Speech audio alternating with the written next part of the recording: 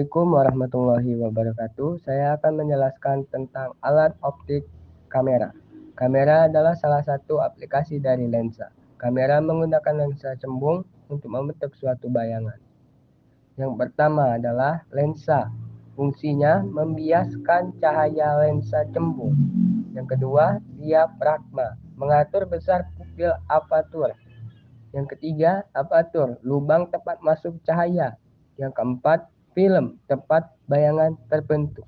Cara kerja kamera. Kamera bekerja untuk membiaskan cahaya yang dipantulkan benda di depannya. Pembiasan itu akan masuk dan sampai kepada film di kamera. Agar bayangan bisa sampai pada film kamera dengan baik, maka kamera mengatur dengan satu, bukaan apertur.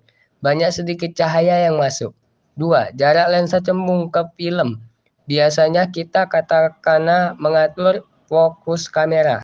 Assalamualaikum warahmatullahi wabarakatuh. Saya akan menjelaskan alat optik loop atau disebut kaca pembesar. Loop adalah salah satu aplikasi dari lensa. Loop menggunakan lensa cembung untuk membentuk suatu bayangan. Loop berfungsi untuk memperbesar suatu benda. Loop membantu kita membaca tulisan-tulisan yang terlalu kecil. Alat optik cara kerja loop. Loop bekerja dengan membentuk suatu bayangan maya, tegak dan diperbesar.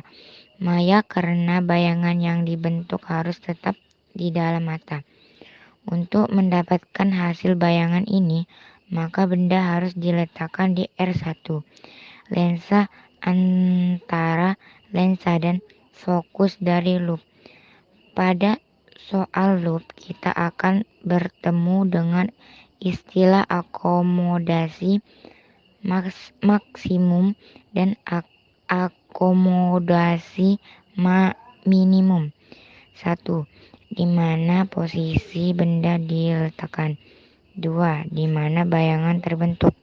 Alat optik rumus mikroskop perbesar total yang dicapai suatu mikroskop didapat dari hasil kali perbesar kedua lensa. Rumusnya adalah panjang mikroskop adalah jarak antara lensa okuler dan lensa objektif. Kita ingat bahwa bayangan lensa objektif menjadi objek bagi lensa okuler, sehingga panjang mikroskop bisa didefinisikan sebagai mikroskop memiliki dua buah lensa, sehingga dalam perhitungannya kita akan menghitung untuk masing-masing lensa tersebut. Untuk kedua lensa berlaku di mana fokus jari-jari, jarak benda, jarak bayangan, tinggi benda, kekuatan lensa. Untuk lensa objektif berlaku perbesar seperti lensa cembung biasanya, di mana untuk lensa objektif berlaku rumus seperti loop SBB, di mana PP adalah titik dekat mata pada normal adalah 25 cm kecuali disebutkan lain. X adalah akomodasi mata pengguna. 2. Lensa okuler adalah lensa yang dekat dengan mata. Bayangan yang dihasilkan oleh lensa objektif akan jauh di R1 lensa okuler. Lensa okuler memiliki fokus yang besar. Lensa okuler akan berfungsi seperti loop dan akan membuat bayangan maya. Bayangan yang dihasilkan lensa okuler adalah maya, tegak dan diperbesar. Bayangan akhir yang dihasilkan oleh mikroskop dibandingkan dengan badannya adalah maya terbalik, diperbesar. Mikroskop memiliki dua buah lensa, yaitu lensa objektif dan lensa okuler. 1. Benda biasa diletakkan di R2 lensa okuler. Bayangan yang dibentuk oleh lensa okuler adalah nyata terbalik, diperbesar. Lensa objektif memiliki fokus yang kecil.